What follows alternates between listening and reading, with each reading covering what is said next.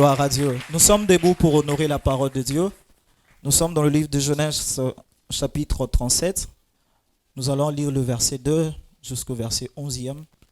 Et après, nous allons lire le chapitre 50, le verset 18 au verset 20. Je lis au nom du Seigneur.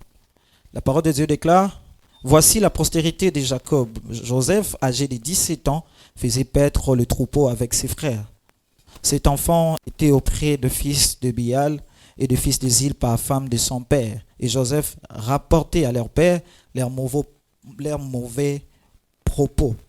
Israël aimait Joseph plus que tous ses autres frères, parce qu'il avait eu dans sa vieillesse. Et il lui fit une tunique de plusieurs couleurs. Ses frères virent que leur père l'aimait plus qu'eux, et tous, il les prit en haine. Et il ne pouvait lui parler avec amitié. Joseph eut un songe et lui rencontra à ses frères. Et il les haït encore davantage. Il leur dit: Écoutez donc ces songes que j'ai eus. Nous étions alliés des herbes au milieu des champs, et voici ma gerbe s'est levée et s'étend debout. Et vos gerbes l'entouraient et se prosternèrent devant elle. Ses frères lui disent: Est-ce que tu régneras sur nous? Est-ce que tu nous gouverneras? Il les haït encore davantage à cause de ses songes et à cause de ses paroles. Il y eut encore un autre songe, il les rencontra à ses frères, il lui dit: J'ai eu encore un songe, et voici le soleil, la lune et les 11 étoiles se prosternèrent devant moi. Il les rapportait à son père et à ses frères. Son père les réprimanda et lui dit: Que signifie ce songe que tu as eu? Faut-il que nous venions, moi, ta mère et tes frères, nous prosterner à terre devant toi? Ses frères eurent de l'envie contre lui, mais son père gardait les souvenirs de ces choses.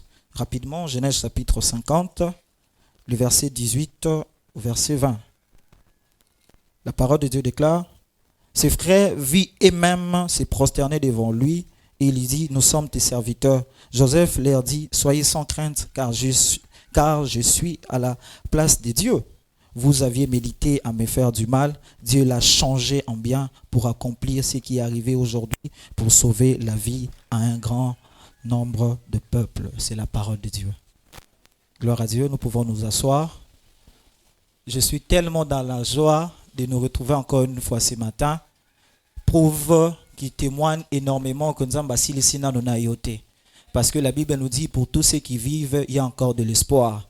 Bien aimé, tant que tu es encore en vie, il y a des gens qui sont et puis azana makamba minene kusala pona yo okomona yango okosimba yango pe okotatola yango. Gloire à Dieu. J'ai dit un grand merci à notre Seigneur, lui qui a rendu ces moments possibles, afin que nous puissions partager la parole de Dieu. Mes remerciements également à mon Père. Papa, merci beaucoup pour cette opportunité qu'il nous a donnée. Merci mon Père. Le thème que nous allons partager ce matin est intitulé: C'est que la vie, l'histoire et les parcours de Joseph nous enseignent sur le chemin de la destinée. Je répète, c'est que la vie, l'histoire et les parcours de Joseph nous enseignent sur le chemin de la destinée. Comme vous savez, bien-aimés dans le Seigneur, Joseph est l'un des types de Jésus-Christ.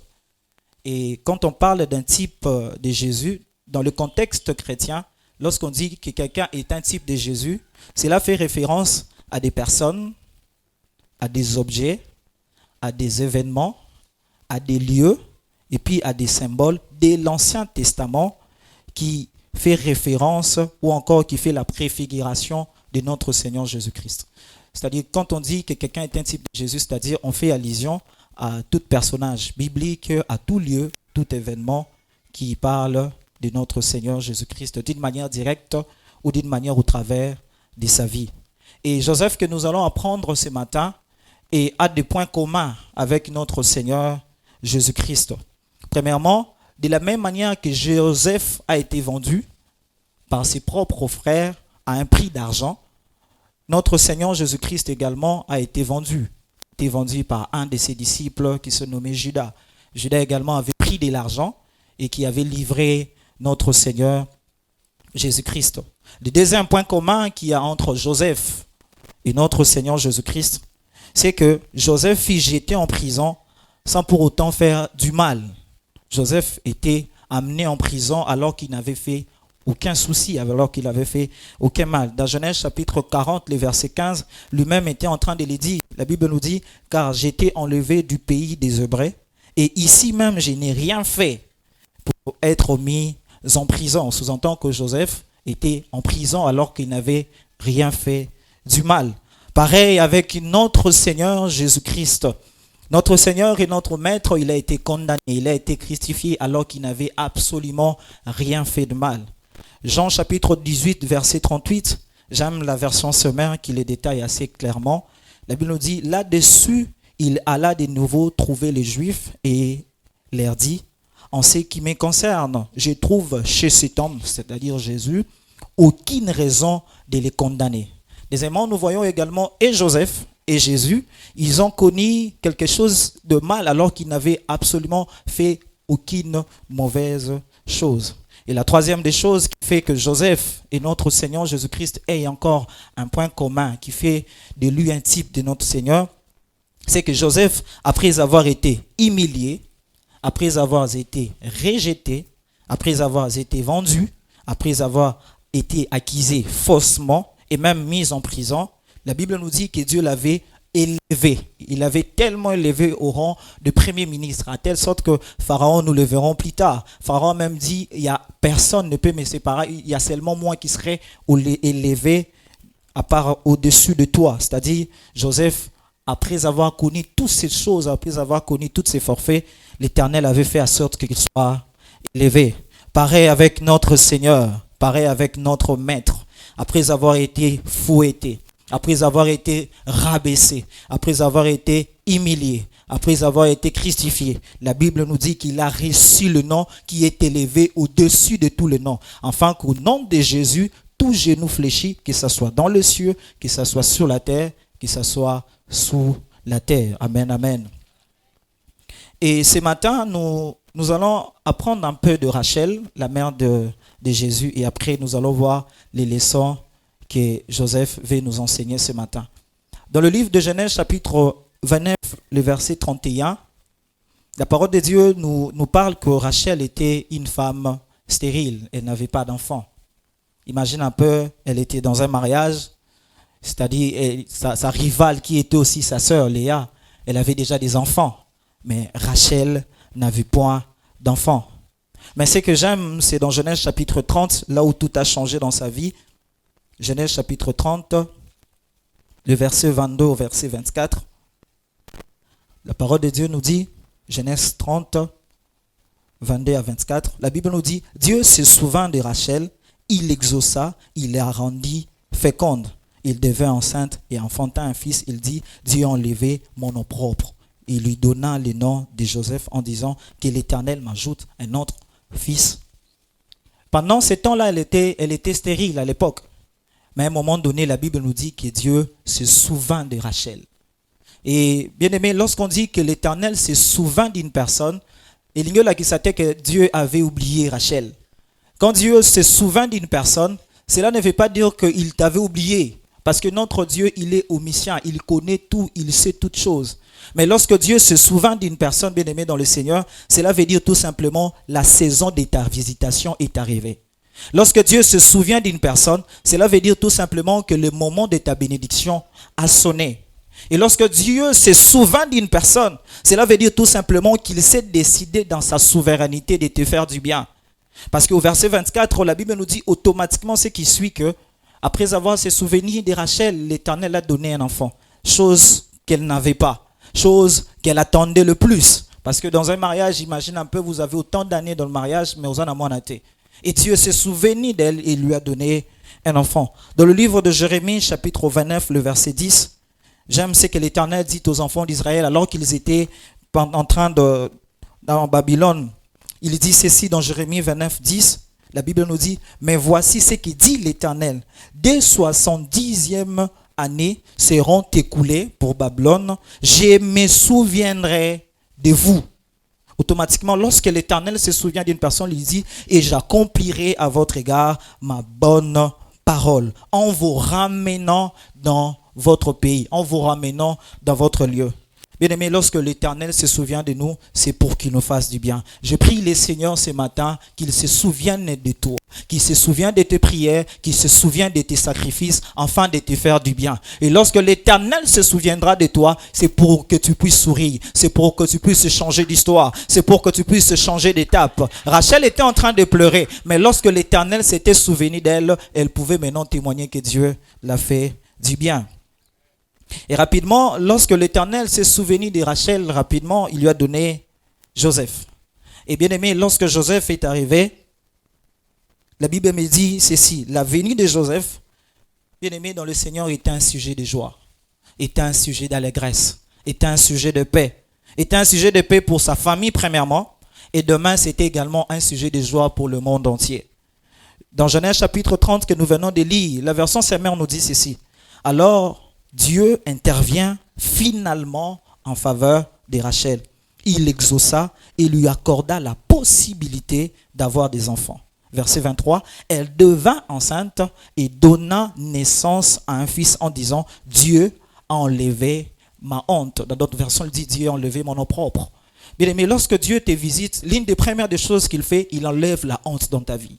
L'une des meilleures des choses que je vis lorsque Dieu a visité quelqu'un, il enlève la honte. Et bien aimé dans le Seigneur, lorsque Dieu va te faire du bien, je suis rassuré que la honte ne sera plus ton partage. C'est lui ou celle qu'on s'est rié hier, parce que Dieu va te faire du bien, tu seras maintenant un sujet de joie, un sujet d'allégresse.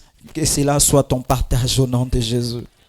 Et la deuxième des choses, bien aimé dans le Seigneur, lorsque Dieu a visité Rachel et lui a donné un fils au nom de Joseph, il lui donna un nom merveilleux, il lui donna le nom de Joseph, ce qui signifie en hébreu que l'Éternel m'ajouta, que l'Éternel m'ajoutera. Parce que le nom de Joseph en hébreu veut dire tout simplement Youssef. Et en français qui signifie Dieu ajoutera, Dieu donnera.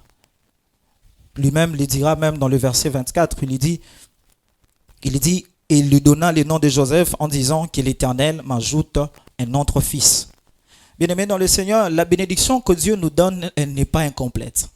La bénédiction que Dieu nous donne, elle est toujours complète. N'est-ce pas, la Bible nous dit, c'est la bénédiction de l'Éternel qui enrichit et ne fait suivre d'aucun chagrin. C'est-à-dire, lorsque Dieu avait visité Rachel, lorsque Dieu s'était souvenu de Rachel, et Rachel avait fait également cette prière, que j'aimerais également que nous puissions le faire ce matin, que l'Éternel m'ajoute encore. Cela veut dire tout simplement, elle pouvait encore dire, Seigneur, merci pour Joseph. Je suis tellement content pour Joseph. Mais je crois fermement, Seigneur, il y a encore un autre enfant que tu vas me donner. J'aimerais que quelqu'un puisse se dire ce matin, Seigneur, merci pour Joseph, mais j'attends encore Benjamin. Parce que tu es tellement fidèle. Quand tu donnes quelque chose qui est complet. La bénédiction de Dieu, elle est toujours complète. Bien-aimé, sachez-le très bien. Le Dieu qui t'a donné Joseph, il est aussi le même qui te donnera Benjamin. Bien-aimé, le Dieu qui t'a donné Joseph, j'aimerais l'insister, le Dieu qui t'a donné Joseph, il est le même qui te donnera Benjamin. Le Dieu qui t'a donné ces mariages que tu as, sachez-le très bien qu'il te donnera aussi les enfants. Le Dieu qui t'a donné ces projets, il est le même Dieu qui te donnera encore le financement d'arriver jusqu'au point. Bien-aimé, le Dieu qui t'a donné cette vision, il est le même qui est capable de rajouter encore la provision. J'étais en train de prier, le Seigneur nous dit, le Dieu qui t'a donné ces diplômes, qui avait cette grande distinction, il est le même qui est capable de te donner un bon travail et une promotion, et tu vas les célébrer parce qu'il est tellement fidèle, parce qu'il est tellement grand, parce qu'il est tellement merveilleux, notre Dieu. Il est capable de rajouter. La bénédiction de Dieu, elle est toujours complète. Le Seigneur va te faire du bien. Amen, amen. Et bien aimé, rapidement, nous allons apprendre les 5 vérités que Joseph nous apprend. La première des choses, bien aimés, que nous devions apprendre dans la vie de Joseph, ou encore ce que Joseph veut nous apprendre, est que si on veut aller loin dans notre destinée, si on veut aller loin dans notre vie, apprenons à nous taire. Apprenons à nous taire.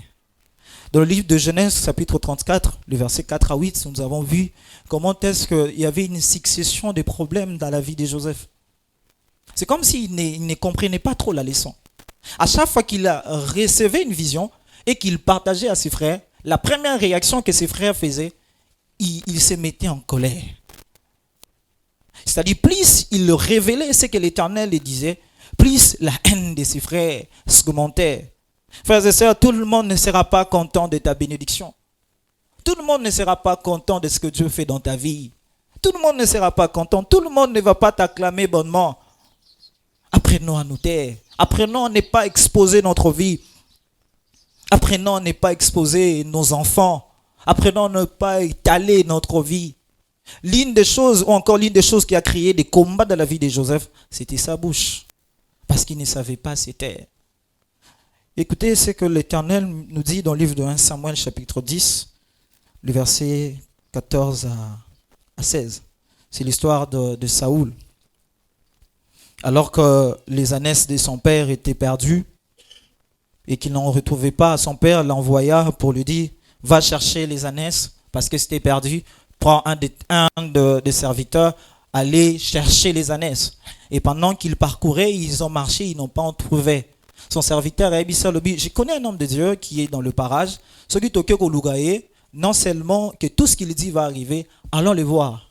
Et pendant qu'ils partaient, ils ont retrouvé Samuel. Et Samuel lui dit, regarde, Dieu t'a appelé à la royauté, Dieu t'a appelé à la grandeur. Tu seras roi, tu seras béni, tu seras tout.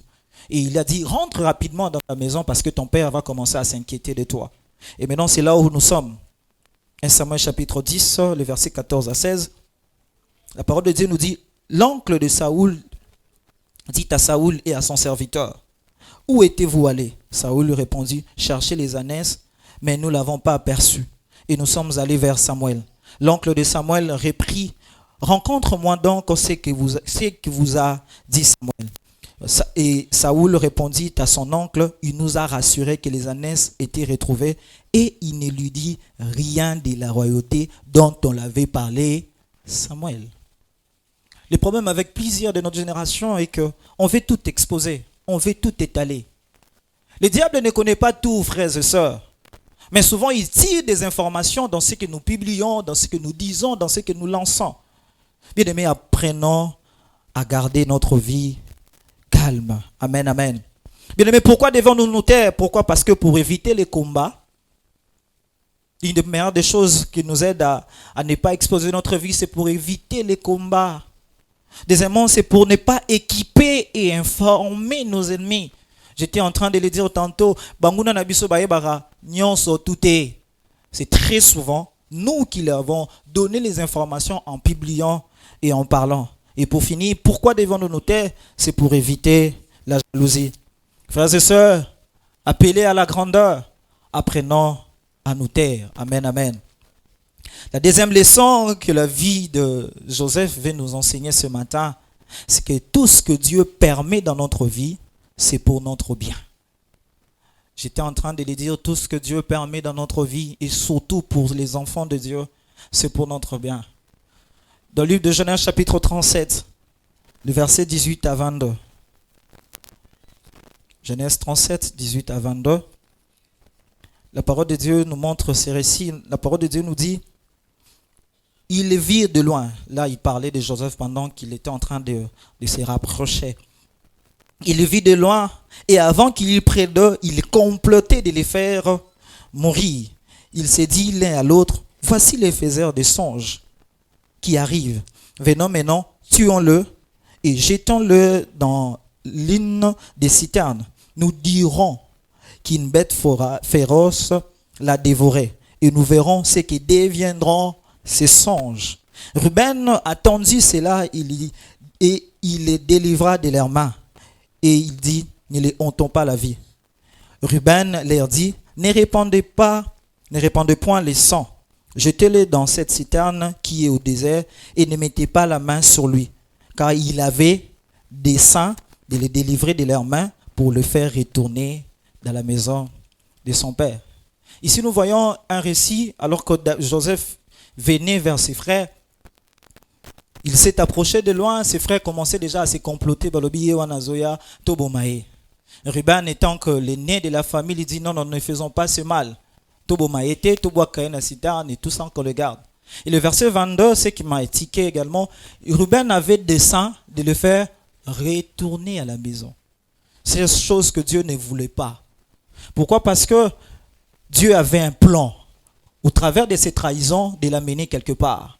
Nous le verrons ailleurs. Le ruban, bien aimé dans le Seigneur, c'est un peu comme Pierre dans Matthieu chapitre 16, le verset 22 à 23. Jésus dit, je serai arrêté, on va me crucifier. Pierre le dit, et comme éloté. Le ruban, bien aimé dans le Seigneur, des fois, ils sont sans révélation. Le ruban, ils veulent nous garder là où Dieu ne nous veut pas. Le ruban, bien aimé dans le Seigneur, ceux qui va projet dans bango et c'est réalisé, c'est fini, les plans de Dieu pourraient échouer. Le ruban, bien aimé dans le Seigneur, ils veulent nous garder là où Dieu a décidé que nous puissions partir. Et ce que j'aime avec mon Dieu, lui-même s'occupe de ruban. Entre le verset 17 ainsi que le verset 29, tout le monde a ruban à Pessi bango et puis il est parti. Et c'était Judas qui était resté et qui a dit non, tout est caillé. Le verset 29 ainsi que le verset 30, la Bible nous dit Ruben revint de la Cyrène et voici Joseph n'était plus dans la Cyrène. Il déchira ses vêtements, retourna vers ses frères, il dit l'enfant n'y est plus et moi où irai-je? Et moi où irai-je? Heureusement Dieu l'avait déplacé. Notez ces deux vérités. La première vérité, bien aimée dans le Seigneur, à noter, lorsque Dieu permet des choses dans notre vie, sachez-les bien que Dieu est capable de nous redonner ce que nous avons perdu.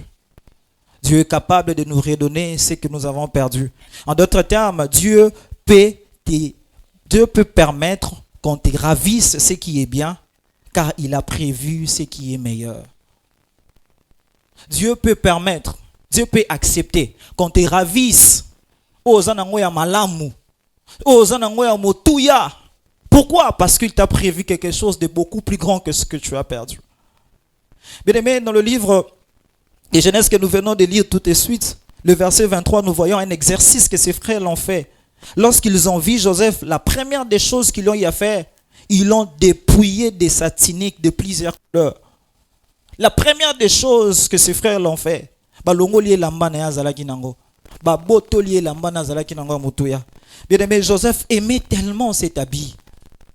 Joseph, cet habit-là, c'était précieux à ses yeux. Et la manne là qui s'est affection à papa naé. Parce que plus il portait cet habit, il faisait référence, il pensait à son père.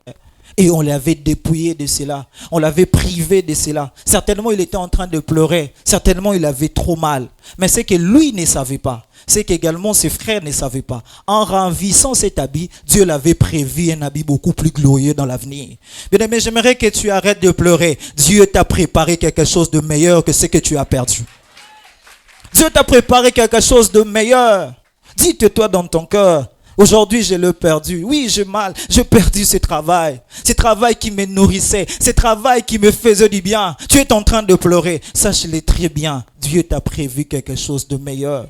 Dans le livre de Genèse, nous le lirons dans la conclusion. Livre de Genèse, chapitre 41, le verset 42.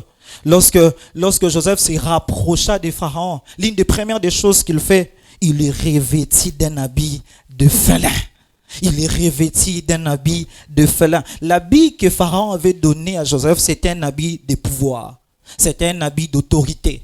C'était un habit d'élévation. Lorsqu'il portait cet habit, même de lui, on pouvait savoir, celui-là, c'est un homme élevé dans ces pays. Bien aimé, j'aimerais les rassurer quelqu'un ce matin. Ce que tu as perdu aujourd'hui, c'est bien peut-être, mais sache-le bien que demain, il y a quelque chose de meilleur. Sache-le bien que Dieu ne permettra pas que le larme d'un enfant de Dieu coule en vain. Dieu a prévu quelque chose de bon. Et la deuxième vérité, bien aimé dans le Seigneur, à savoir, lorsque Dieu permet quelque chose de difficile dans notre vie, c'est que il fera de tes pleurs d'aujourd'hui un sujet de joie demain. Bien aimé, ce que tu es en train de pleurer aujourd'hui, demain tu n'en pleureras pas. Demain ça serait un sujet de joie. Demain ça serait un sujet d'allégresse. Bien aimé, je n'aimerais pas être à la place de Joseph au départ. Être vendu. Ah non, mon oncle roi Bagé. Oh mon frère, ça va, l'ikofi. Oh mon frère, qu'est-ce que je fais? Va là-bas. Il a été vendu par ses frères. Et que dire plus tard, il s'est retrouvé en prison alors qu'il n'avait fait aucun mal. Parce qu'il s'est sanctifié, parce qu'il craignait le Seigneur. Il s'est retrouvé en prison, il avait trop mal. Mais ce que lui ne savait pas, chaque fois qu'il pleurait, ça les rapprochait à quelque chose de beaucoup plus grand. Ça les rapprochait de quelque chose de beaucoup plus meilleur. Aujourd'hui, il était en train de pleurer, mais ce qu'il ne savait pas, il y avait demain un sujet de joie qui lui a été réservé. Aujourd'hui, tu es en train de pleurer, mon frère. Pleure. Pleure. Pleure. Il y a des choses qui m'ont fait pleurer dans ma vie. Et à chaque fois que j'y pense, je dis, Seigneur, heureusement que tu l'avais permis. Parce qu'au départ, Dieu avait prévu quelque chose de meilleur devant. Bien-aimé, ce qui te fait pleurer aujourd'hui, demain, ça serait un sujet de témoignage. Demain, ça serait un sujet de joie. Demain, ça serait un sujet d'allégresse. Et bien-aimé dans le Seigneur, lorsque Dieu le permet, c'est enfin que nous puissions témoigner demain. Et bien-aimé, j'aimerais dire à quelqu'un, tu rencontreras en riant ce que tu as vécu en pleurant. Alors que si tu as ici cassette en arrière pour voir comment est-ce que tu avais pleuré. Dans le livre de Genèse chapitre 45, le verset 4 à 15, écoutez la parole de cet homme lui-même qui est en train de dire à ses frères. Genèse 45, faut du temps, on pouvait même lire tout le verset premier jusqu'au verset 5. Mais lirons tout simplement le verset 5e. Ici, Joseph qui parle, il dit, « Maintenant, ne vous affligez pas. Ne soyez pas fâchés de m'avoir vendu. Wow. » Et c'est bon, il dit, pourquoi? Il dit, maintenant, ne vous affligez pas et ne soyez pas fâchés de m'avoir vendu pour être conduit ici. Car c'est pour vous sauver la vie que Dieu m'a envoyé devant vous.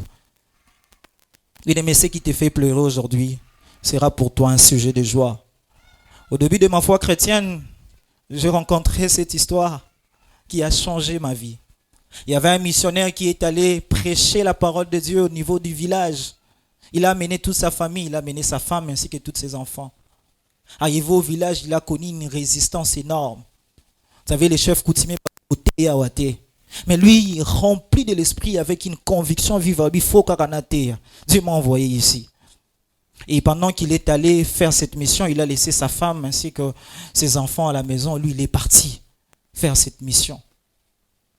Et bien aimé, il y avait déjà tout été planifié, il y avait les gens qui étaient installés. Vous savez, Alingara Bandaroute, Yaboé, Likolo et Bépi. Le ciel s'est obscurci. Il s'est mis à genoux. Seigneur, que l'on sache que tu es Dieu. Tu as dit, tu mettras la différence entre ceux qui te servent et ceux qui ne te servent pas.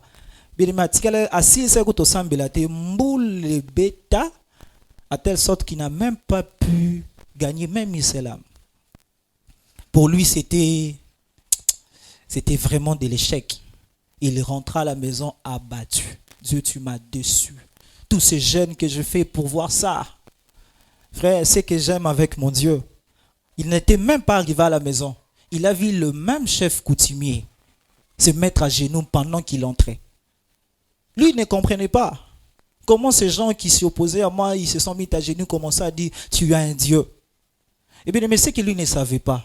Pendant qu'il était en train de préparer ses programmes, pendant qu'il voulait prêcher, dans sa maison, il y avait le feu.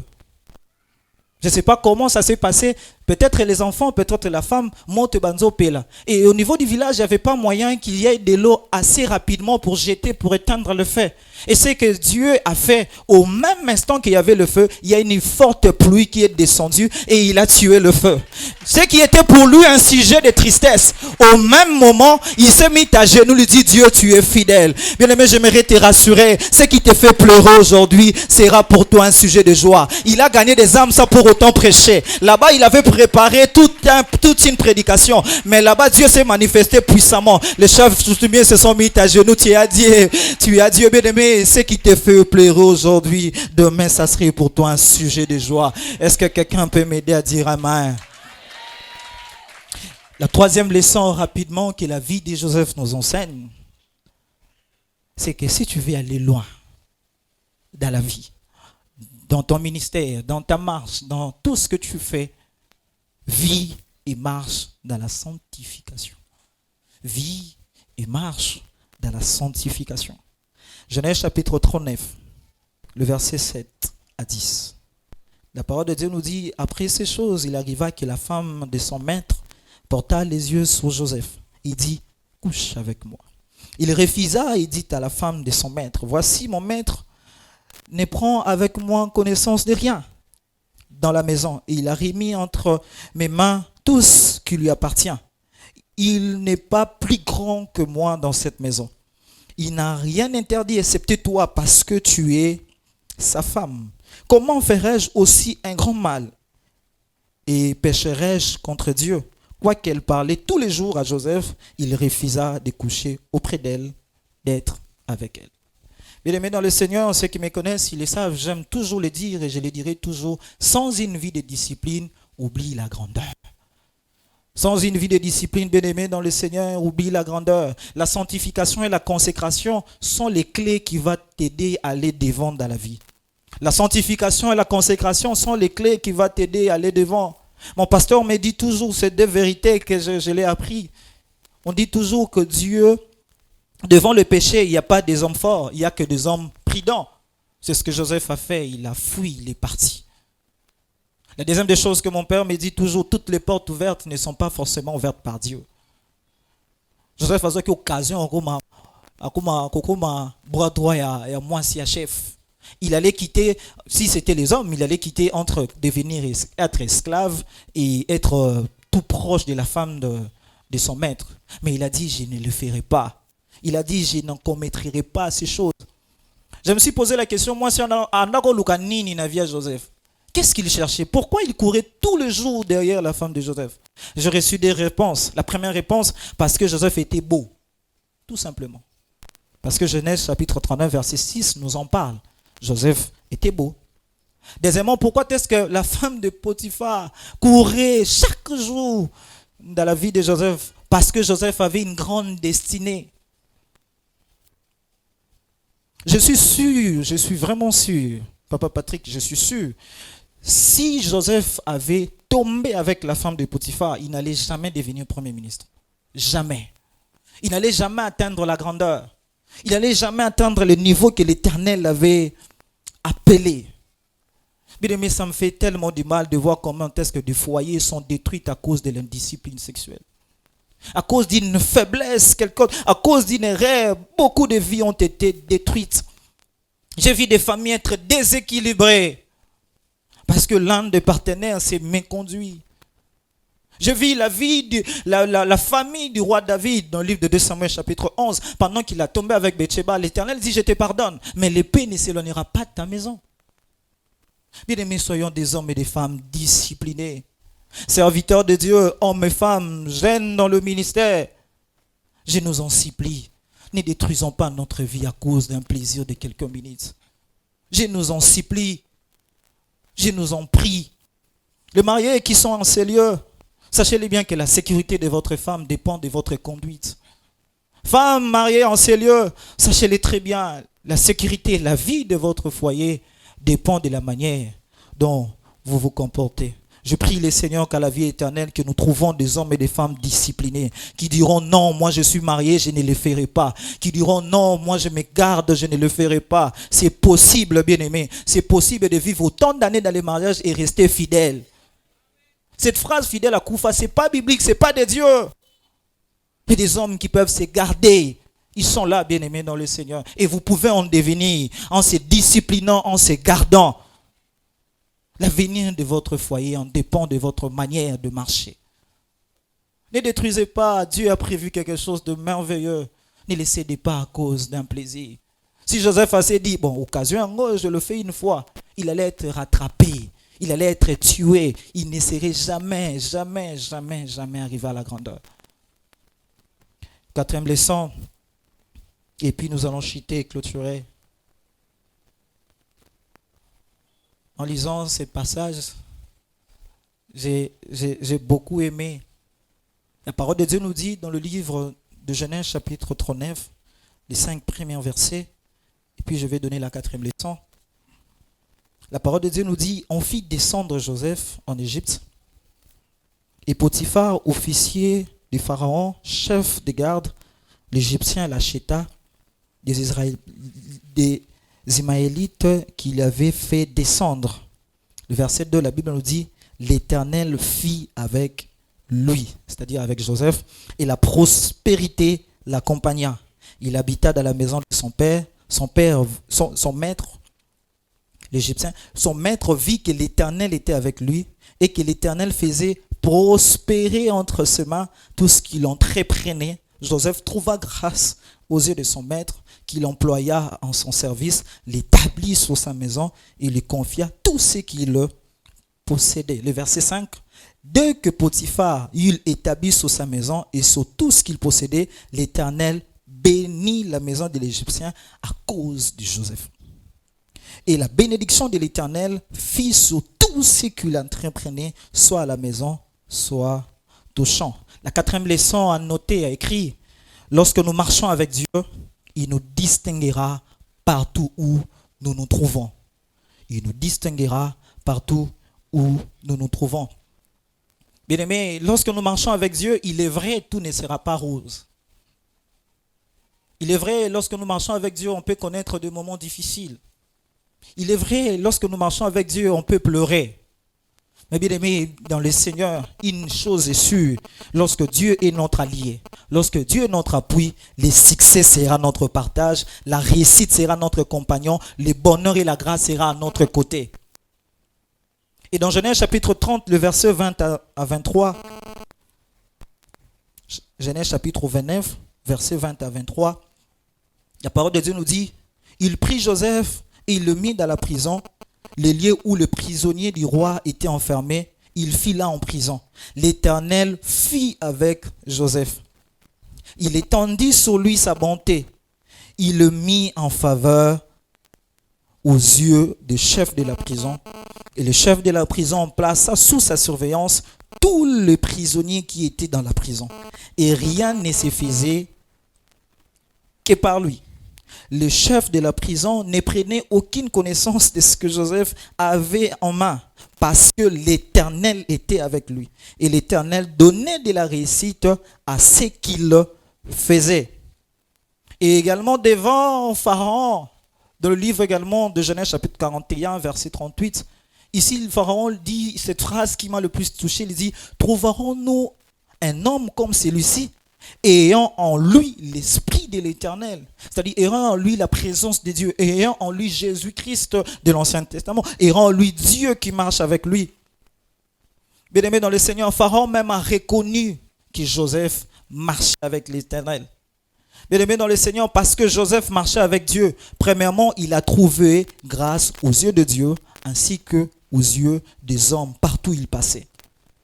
Parce que Joseph marchait avec l'Éternel, il a trouvé grâce dans la maison de Potiphar. Et là, il a excellé. Parce que Joseph trouvait grâce aux yeux de Dieu parce qu'il marchait avec l'Éternel. Même dans la prison, il avait excellé. Parce que Joseph marchait avec l'Éternel, même devant Pharaon, il avait excellé. Bien aimé, ce matin, j'aimerais dire à quelqu'un, parce que tu marches avec l'Éternel, le succès sera ton partage. La réussite sera ton compagnon. Tu vas exceller parce que Dieu est avec toi. Parce que Dieu est avec tes côtés. La Bible nous dit, quand il était dans la prison, il était tellement élevé. Quand il était en prison, il était tellement considéré. Quand il était en prison, on ne tenait même plus considération de ce qu'il faisait. Parce que l'Éternel était avec lui. Bien-aimé, dans le pleur, Dieu sera ta consolation. Dans le pleur, Dieu sera ta consolation. Dans le chômage, Dieu sera ton pourvoyeur. Dans le deuil, Dieu sera ton repos. Dans le moment difficile, sache-le bien que tu trouveras grâce à ses yeux. Parce que bien aimé, tu as trouvé grâce aux yeux de Dieu. L'excellence sera ton partage au travail. L'excellence sera ton partage à la maison. L'excellence sera ton partage partout où tes pieds vont frôler parce que tu marches avec le Seigneur. Bien aimé, pendant que j'étais en train de préparer cet enseignement, le Seigneur m'a dit expressément, parce que tu marches avec le Seigneur.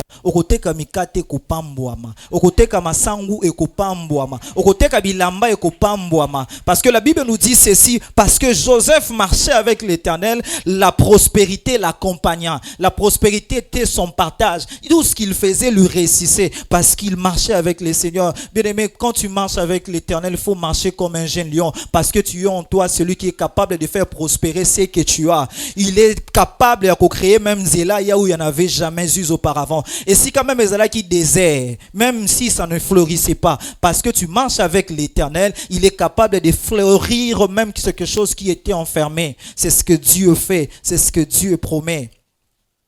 Et il les rassure, il les dit à plusieurs reprises dans ces mêmes passages. Il dit parce que l'Éternel avait été avec ses côtés, parce que l'Éternel marchait avec lui, la prospérité était son partage. Cinquième et dernière leçon, et puis nous allons prier le Seigneur.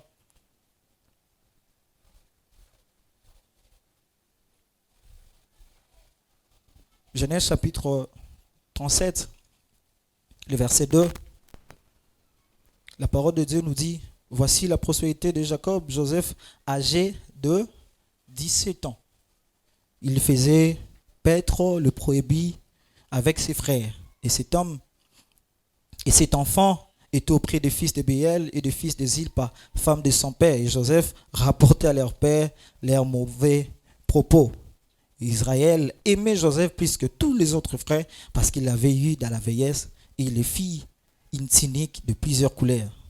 Ses frères virent que leur père l'aimait plus que tous et il le prit en laine et ne pouvait lui parler avec amitié. Joseph eut un songe, il rencontra ses frères, il les haït encore davantage. Ici, nous pouvons retenir quelque chose et que le moment où Joseph a reçu cette promesse, il avait 17 ans. Et dans le livre de Genèse chapitre 41, verset 46, la parole de Dieu nous dit, Joseph était âgé de 30 ans lorsqu'il se présenta devant Pharaon, roi d'Égypte. Il quitta l'Égypte et parcourait tout le pays d'Égypte. Et enfin, Genèse chapitre 50, verset 22 au verset 23, le passage que nous venons de lire, la Bible nous dit, Joseph demeurant en Égypte, lui et la maison de son père, il vécut 110 ans. Joseph vit le fils d'Éphraïm jusqu'à la 3e génération et le fils de Maki, fils de Manassé, naquit sous ses genoux. La 5e leçon à noter, bien-aimé dans le Seigneur, est qu'après cela viendra la gloire. Notre Père continue à nous le dire, après ces problèmes, après ce souci, après ce qui te fait pleurer aujourd'hui, viendra la gloire. En mélangeant ces 3 portions des Écritures, bien-aimés, on peut témoigner ceci. C'est à 17 ans que Joseph avait reçu la promesse d'être élevé. Et c'est à 30 ans qu'il s'était présenté à Pharaon. Et si on fait rapidement le mathématique pour ceux qui l'en font, on peut comprendre que Joseph a fait 13 ans de souffrance. 13 ans à pleurer, 13 ans à se lamenter, 13 ans de quitter l'esclavage en prison. Et bien aimé, la Bible nous précise encore qu'il est mort à 110 ans. Bien aimé, il est mort à 110 ans, il a même vu jusqu'à la 3e génération de ses enfants.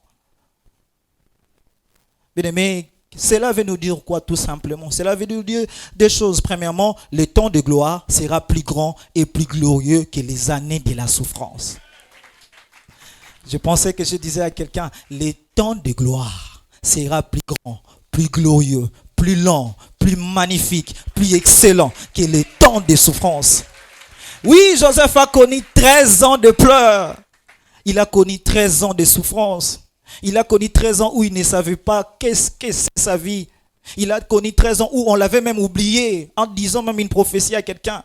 Mais bien aimé, ce que j'aime dans cette histoire avec Dieu, il a connu certes 13 ans de souffrance, mais il a connu 80 ans de bonheur, 80 ans de paix, 80 ans de témoignages, 80 ans de bonnes nouvelles, 80 ans de repos, 80 ans de paix, 80 ans d'allégresse. Non seulement cela, bien-aimé, il a vu même jusqu'à la 3e génération de ses enfants. Bien-aimé, tu ne mourras pas. Tu verras les enfants de tes enfants, les enfants de tes enfants. Je suis en train de parler à quelqu'un. Bien-aimé, tu vas voir tes enfants se marier à tes yeux. Tu ne mourras pas, tu le verras à tes yeux parce que Dieu t'aura fait du bien. Tu vas le palper, tu vas le toucher. Le temps de repos sera plus long, sera plus glorieux. Bien aimé, en lisant ces pensions, on a vu quand Jacob était mort. Vous savez, quand Jacob était mort, Joseph est allé, il a demandé des chars, il a demandé des choses. Bakunda Jacob avec honneur. Balobi, il essayait de se mobiler là, Jacob. Pourquoi? Parce que Dieu avait élevé son enfant. Bien aimé, Dieu va faire des choses dans ta vie qui va témoigner que Dieu t'a élevé. Bien aimé, tout ton entourage, ils sauront que Dieu est avec toi parce que le temps de gloire sera plus long et plus glorieux que le temps de souffrance. Et pour finir, Romains chapitre 8, verset 13, j'aime ce que l'apôtre Paul nous dit. L'apôtre Paul dit ceci: la souffrance, ou encore au pluriel, les souffrances du temps présent ne sauront être comparées à la gloire à venir, qui nous sont réservées en Jésus. Chrétiens, enfants de Dieu, c'est vrai, c'est difficile, c'est vrai, les taux de dollars, c'est compliqué. C'est vrai que tu passes par des moments compliqués, difficiles. Mais j'aimerais te rassurer que les temps qui nous est attendus, les temps de gloire, les temps de repos, le temps de joie que l'Éternel nous a réservé sera plus grand et plus glorieux que ce que nous vivons, que ce que nous demeurions. Que cela soit ton partage aujourd'hui, demain et jusqu'à la fin des temps. Que cela soit ton partage au nom de Jésus. Que cela soit ton partage au nom de Jésus. Qu'est-ce qu'on doit retenir? Apprenons à pardonner. Apprenons à ouvrir nos cœurs. Parce que Dieu t'aura fait du bien. Genèse chapitre 41, verset 51. Ici, Joseph, lorsqu'il a naquit son fils Manassé, il dit cette phrase et cette prière merveilleuse. Genèse chapitre 41, verset 51. Joseph dit ceci: Joseph donna au premier enfant le nom de Manassé, car dit-il, Dieu m'a fait oublier toute les peines et toute la maison de mon père. Dieu m'a fait oublier. J'ai aimé ce que Papa Patrick a dit. Vous savez, moi, ça donne du paix, ça donne du repos. Bien-aimé, Dieu te fera oublier ses peines, Dieu te fera oublier ses souffrances, Dieu te fera oublier ce qui te tourmente. Que Dieu bénisse sa parole.